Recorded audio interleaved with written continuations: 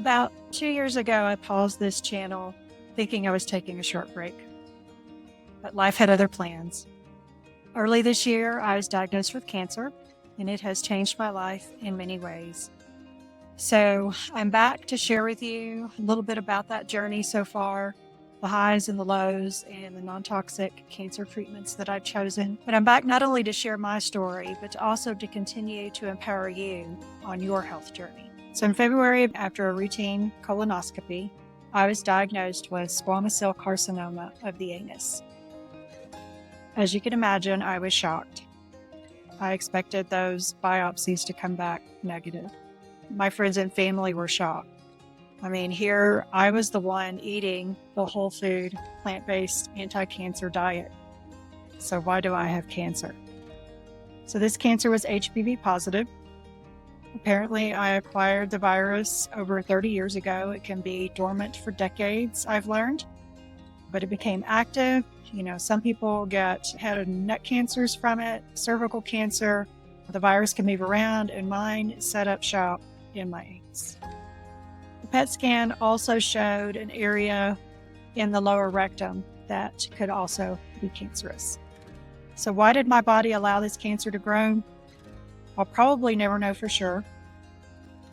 But, all of us have circulating cancer cells, at least some, and usually our immune system takes care of it. But sometimes they're able to overwhelm the immune system and grow.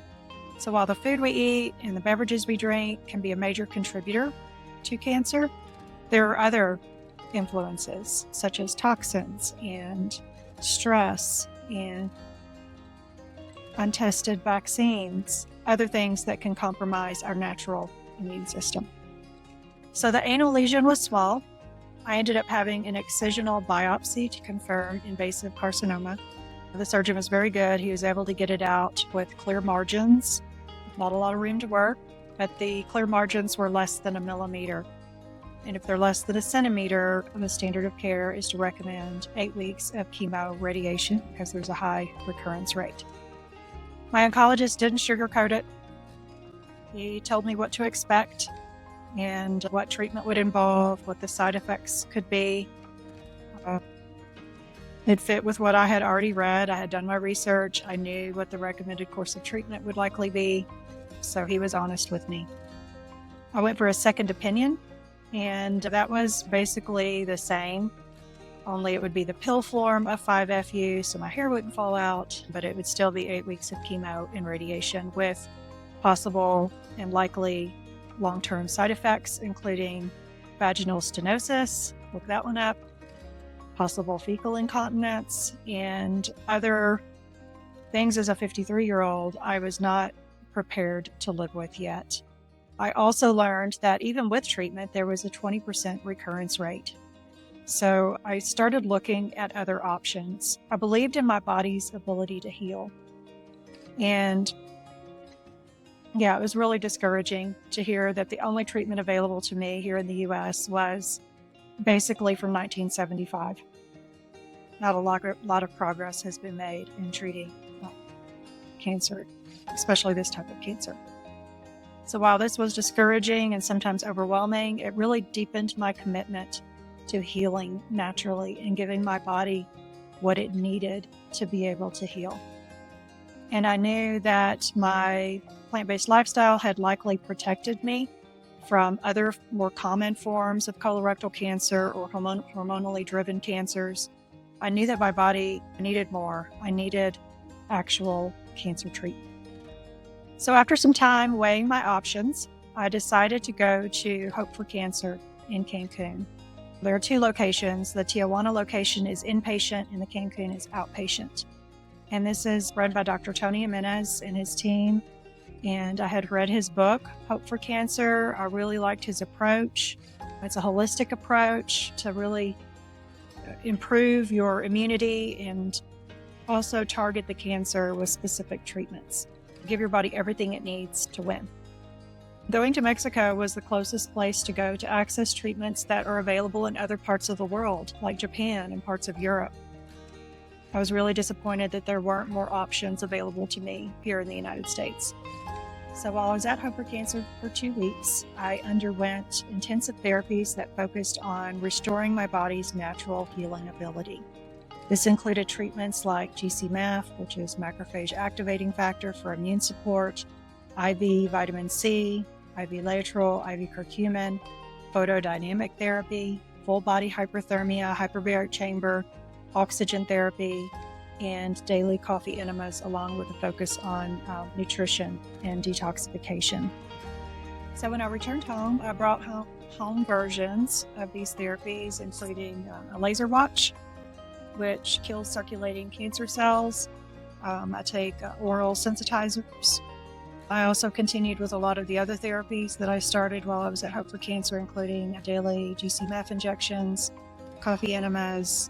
I bought a dome sauna so that I can do full body hyperthermia, doing really everything I can nutritionally as well to make sure that I am supporting my body in the best way possible. I also made some changes to my business. I had been working 7 days a week for 2 years, which is not ideal, obviously. So definitely needed some changes there to create some time to de-stress and spend time doing things that I enjoy, time with friends and family as well. Also, when I returned, I went back for some testing. There was that spot in the lower rectum that was never fully checked out. So I went for another MRI. They seemed to see something there, but to confirm, they did a flexible sigmoidoscopy, which just looks at your lower rectum. And I was awake while they did the procedure. I could see the inside. Everything looked fine. There was nothing suspicious. There was this little piece of tissue sticking out from the side of the rectum. He went ahead and biopsied it just in case, it seemed to correspond with the location on the MRI. It came back negative.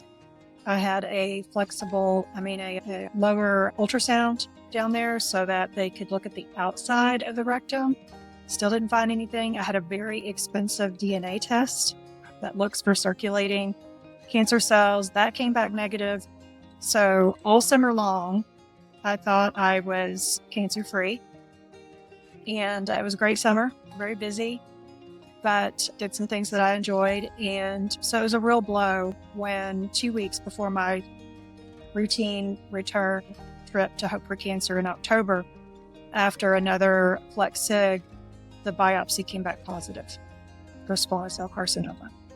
So the spot that had been in the lower rectum had grown from 0.8 centimeters to 1.5 centimeters since March.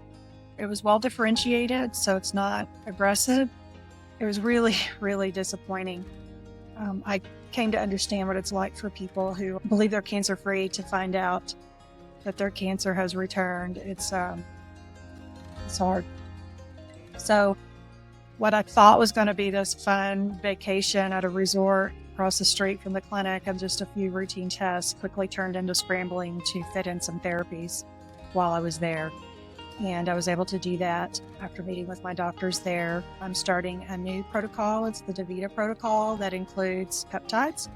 So it uses thymosin alpha-1, which has some good research behind it, not only in conjunction with other chemotherapy, but as a standalone treatment. And also BPC 157, another peptide that can also help fight the cancer. So I'm doing this therapy for 3 months, and my plan is to go back for another MRI in late January or early February and see where I'm at, see if it's shrunk any and if it's working. And then I'll be going back to Hope for Cancer in early April or late March, most likely for my last follow-up visits. That's included in that 1-year program that I enrolled in. So right now my focus is on building my health, not only physically, but also emotionally and spiritually. And I'm sharing this not because I want this channel to become about me and this cancer, or cancer in general, but because I know so many of you are struggling with your own health challenges, whether it be high blood pressure or high cholesterol or something more serious. And I believe the principles of juicing and plant-based eating can play a very important role in your health and healing. So my journey is just one example of how juicing and a plant-based lifestyle can be important tools in the healing journey. And I will continue to share recipes, tips, and science-based strategies to help you improve your health on your healing journey. So if this resonates with you or you're curious about what I'm doing to heal naturally, please subscribe and turn on notifications so that you can see when I post new videos. Let me know in the comments if you'd like me to dive deeper on any specific topic, whether it be my treatments, recipes. I'd love to hear from you. So thank you very much for being here. Let's continue this journey of hope and healing, one juice at a time.